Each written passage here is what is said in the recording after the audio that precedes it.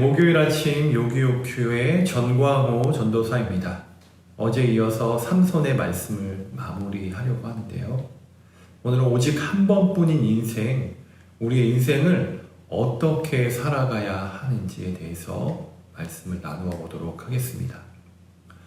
웩 선교회의 창시자인 영국의 C.T. 스터드는 오직 한 번뿐인 인생, 주님을 위해 살겠다고 이야기하며 평생을 아프리카 콩고 선교에 헌신하였는데요. 그가 남긴 말 중에서 너무나 가슴을 울리는 명언이 있어서 오늘 소개하고 싶습니다. 예수 그리스도가 나의 하나님이시고 그 예수님께서 나를 위해 죽으셨다면 그분을 위한 나의 어떤 희생도 결코 크다고 할 수 없다. 그러니까 예수님께서 우리를 위해 죽으셨습니다. 이 말을 잘 풀어보면 우리가 예수님을 믿고 예수님을 믿는 것 때문에 때로는 손해가 되고 내가 희생하고 있다고 생각하지만 예수님께서 십자가에서 우리를 위해 죽으신 그 희생에 비례하면 우리의 어떤 그것도 결코 크다고 할 수가 없다라는 것이죠. 많은 것들을 우리가 주님을 위해 드린다고 말하지만 나는 주님을 사랑한다고 고백하지만 주님께서 우리를 사랑하시고 우리에게 주시는 사랑과 그 은혜는 한량이 없음을 깨닫게 됩니다. 삼손은 사사로서의 책임감을 가지고 이스라엘의 평안을 위해 살았어야 했습니다. 하나님께서는 삼손을 너무나 사랑하셨지만 삼손은 자신의 사명에는 전혀 관심이 없었습니다.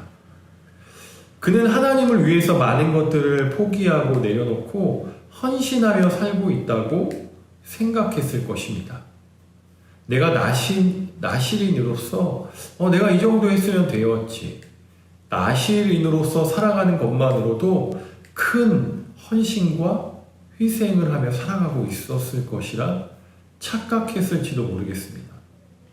왜냐하면 하지 말아야 할 것들을 또 내가 하고 싶었던 것들을 포기하고 살아가야 하며 하나님께 구별된 삶을 살아가야 했기 때문입니다. 내가 살아가고 싶은 대로 살아갈 수 없었다라는 것입니다. 그래서 우리가 오늘 말씀을 통해 경계해야 할 것이 있다면 내가 주님을 위해서 이것도 포기하고 남들 하는 거 다 안 하고 사는데 이러한 이유로 내가 희생했다고 하며 자만하며 살아가면 안 된다는 것을 말씀을 통해 보게 됩니다. 또 나는 주님의 이름으로 무조건 승리할 것이야. 주님께서 내 인생을 다 형통하게 해주실 것이야 라는 생각도 버려야 합니다.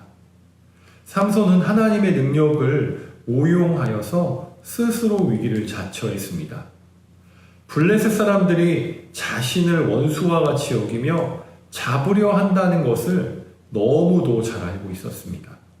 그럼에도 불구하고 그는 자신을 잡으려는 자들 그 한복판에서 아무 꺼리낌 없이 유행을 또 유흥을 즐기는 모습을 어제 보았습니다. 결국 그는 힘의 비밀을 들릴라에게 누설하였습니다.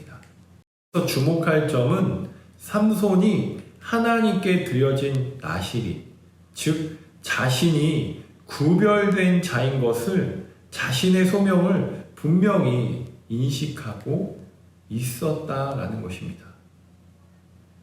힘의 근원이 어디에서 나오는지 삼손이 알고 있었다는 이 사실과 이런 인식을 가진 사람이 눈에 보이는 대로 마음대로 살았다는 것이 저는 매우 충격적이었습니다.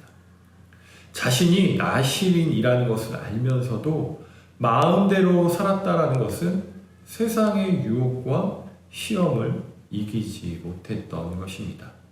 우리도 마찬가지로 세상의 유혹과 시험에 넘어질 때가 너무 많이 있다라는 것이지요. 내 마음대로 나를 컨트롤하고 나를 잘 조정할 수 있다면 너무나 좋겠지만 그렇지 못하다라는 것입니다.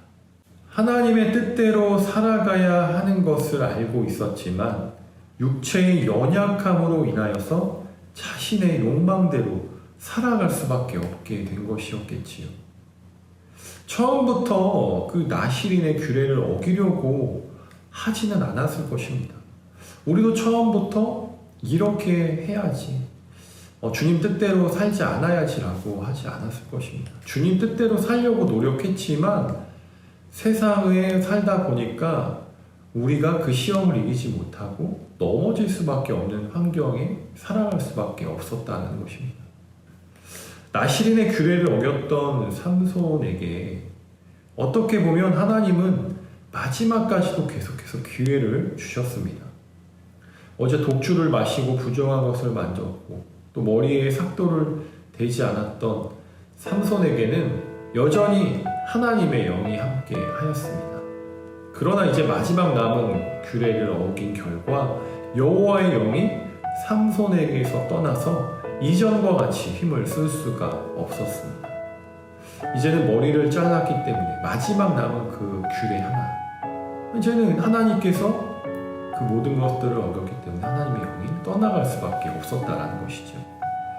그 결과는 눈이 뽑혀서 블레셋 사람들에게 잡혀가는 비참한 처지에 놓였습니다.